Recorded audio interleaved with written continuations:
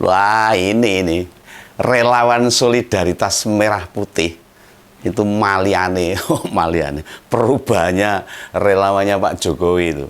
Katanya pengen usai nggak jadi presiden, Pak Jokowi didorong-dorong jadi sekjen PBB. Wow, keren.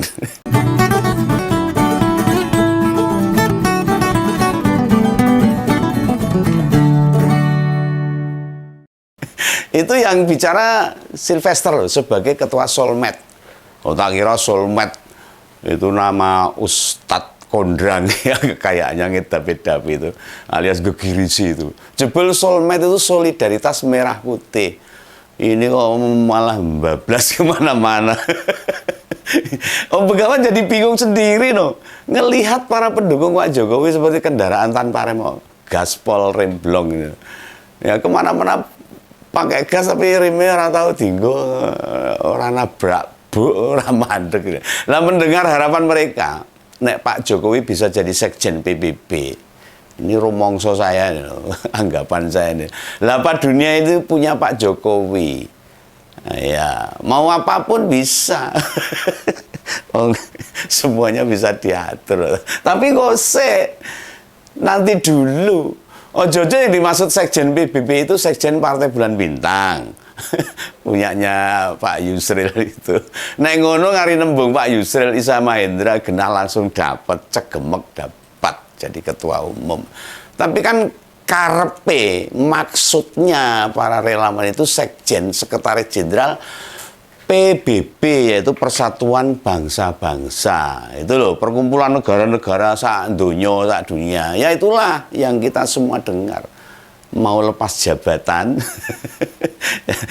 kita semua direpotkan. Bukankah Pak Jokowi pernah bilang toh, nanti nek wis pensiun, wis lereh jadi presiden, mau balik ke Solo, momong putu dan ngurus dodolan kayu meneh.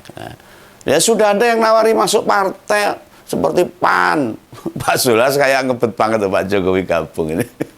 Ketok loh. Ya, jauh sebelumnya ada isu juga Pak Jokowi mau jadi ketua umum PDIP dan Golkar lah. Kalau kedua partai ini partai Ciambi, partai senior secara gampang ya enggak begitu, prosesnya panjang. Kalau ini kaderisasinya sudah berjalan, tapi masuk dan jadi ketua umum di kedua partai besar itu dijamin ya gak akan mudah. Ini menurut Om Begawan. Ditambah perjalanan Pilpres kemarin yang penuh drama, wis gak bakalan pernah positif citra dia di partai merah maupun kuning ini ya, PDIP dan Golkar maksudnya. Paling jelas dan dijamin nggak ditolak ya masuk PSI. Genah karena ketua umumnya anaknya. Lah iya no, masa Bro Kaisang berani nolak. Kalau menurut tambahan Bang Sylvester yang bukan Stallone, bukan bintang film Rambo itu. Lah masa nama aslinya itu seperti itu wong Indonesia. Katanya Pak Jokowi bakalan nolak bila ditawari mimpin partai. Ini kata dia ini tenanan pora ini. Oh Begawan jadi gelir ini kalau dengar para relawannya itu si ngomong ini.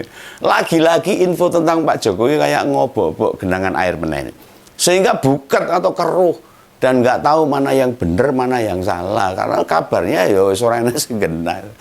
Lah persis seperti isu 3 periode atau perpanjangan masa jabatan presiden yang dulu kita dengar-dengar. Yang ngelempar bukan Pak Jokowi katanya, namun berdasar pengakuan petinggi PDIP, yaitu maunya Pak Jokowi, maunya kepala negara. Ini saya nirok kita loh. Lalu juga sebelum Pilpres, Pak Jokowi mengatakan Mas Gibran gak maju Pilpres. Dia mau ngurus bisnisnya saja. Soalnya belum berpengalaman dan usianya belum cukup. Jebulnya ya tetap maju, malah usianya digas, diperkosa agar bisa jadi cawapres. Nah sekarang waktu ditanya media, pas pensiun mau ngapain? Katanya mau pulang ke Solo buat ngomong putus sama ngurus perusahaannya. Relawannya bilang mau jadi sekjen PBB. Ini Jojo mau ngeprank lagi nih. Sudah banyak yang susah percaya dengan apa yang dikatakan Pak Jokowi nih. Ya Om Begawan ya itu podo. Ini beneran apa enggak? Ini perlu ditunggu, perlu kejelasan ini.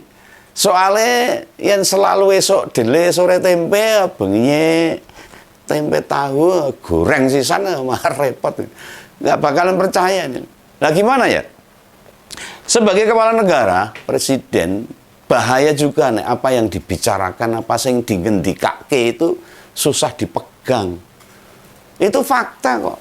Bukan karangan, ini sudah terjadi dan semua sudah tahu dan paham.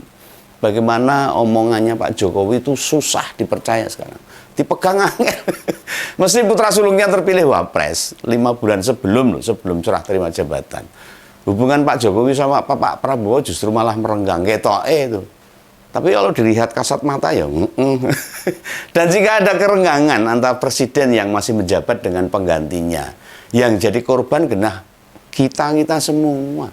Lah ini para pemimpin-pemimpin tuh harusnya sejalan seiring. Misalnya ada yang memimpin, lalu ada yang ngandani, ada yang ngeritik, ada yang beri masukan, itu bagus pemerintahan itu. Lah ditambah setelah serah terima jabatan nanti Pak Jokowi semacam petoke ini galau ini. Power syndrome. Tapi kegalauan itu disampaikan para pendukungnya. Sudah banyak yang bilang itu. Dia tuh sekarang wis kaya emak-emak no. Sen kiri belok kanan kaya Gatot Kaca itu. Beloknya sana. Lah titik kepercayaan kita pada kepala daerah ini, kepala negara ini kan ya wis malah sampai titik nadir. Sudah mentok gitu loh. Nah, sekarang lah ujuk-ujuk ada kabar baru. Pak Jokowi dikabarkan ngincer sekjen PBB. Loh, inget loh. Berharap itu boleh. Wah, ngimpi boleh, orang dilarang undang-undang. Namun kita harus melihat logika, melihat realitas yang masuk akal dan gak cenderung halusinasi. Apa pada lupa akibat Pilpres kemarin tuh banyak negara lain tuh menyorot proses demokrasi di Indonesia. Yang jadi pertanyaannya, hampir mayoritas mempertanyakan mengapa Pak Jokowi malah mendukung anaknya untuk ikut kontestasi. Kok ora sabar? Sebab di negara lain itu tidak pernah terjadi seperti ini. Bila memang ada anak presiden yang ikut Pilpres, biasanya ada jeda lah, ada waktu. Bukan memperebutkan jabatannya yang bakal ditinggal oleh bapaknya. Lah ini kalau dikatakan dinasti moh. Katanya pakai proses, bukan dinasti. Padahal di tahun 2014, terpilihnya Pak Jokowi jadi sorotan dunia juga. Sebagai individu yang mengejutkan loh ini. Yang luar biasa. Seorang Jokowi yang bukan siapa-siapa jadi presiden. Hebat. Nah kalau yang sekarang beda. Nah ditambah kinerjanya sebagai presiden mampu memberi harapan baru bagi Indonesia. Bagi masyarakat, termasuk Begawan dulu. Nah tapi sayangnya, sayang sekali ini. Jelang turun jabatan justru malah mendorong anaknya hingga Gibran malah dijuluki nepo baby. Anak hasil nepotisme. Nah, dalam demokrasi dunia munculnya nepo baby membuktikan kegagalan menjalankan demokrasi. Lah ini penilaian dunia terhadap Pak Jokowi kan jadi lain ini. Mau ngincer sekjen PBB. Lah tindakan-tindakan begitu jadi catatan penting. Sehingga bila ingin ikut berebut kursi sekjen PBB tidak akan mudah, orang gampang. Negara-negara lain anggota tetap Dewan PBB bakal menilai, bakal melihat apakah Jokowi bisa membuat dunia berjalan di atas kesepakatan yang sudah dibuat.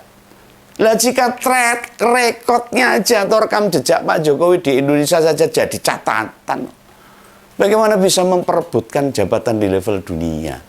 Ya hanya saja ini Begawan mikir ini.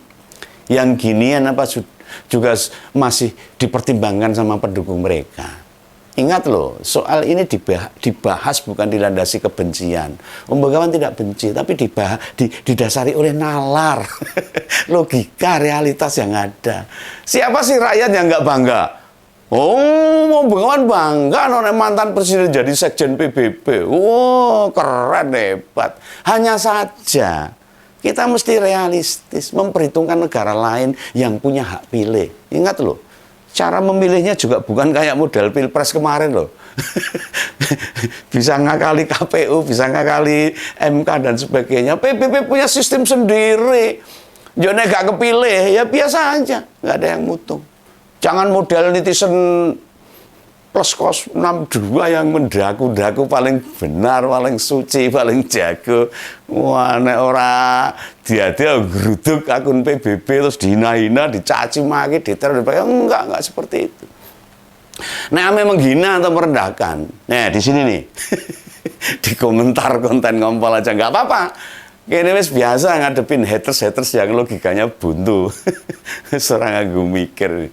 Dijelaskan panjang lebar ya tetap gagal paham. Mau bagaimanapun. Mendidik rakyat itu penuh perjuangan, penuh tantangan. Dan nggak akan pernah memperlemah semangat Om Begawan ini. Monggo nek tetap nuduh baser. Wong emang ngompol ini baser. Yang menegakkan apa yang mesti kita tegakkan. Jadi bila mengharap keburukan tak bela, nggak akan ada cerita. Elek dibelok. Sekarang saya tak nyiapin acara nanti malam. Oke, salam ngompol, salam Begawan, sampai jumpa. Dadah.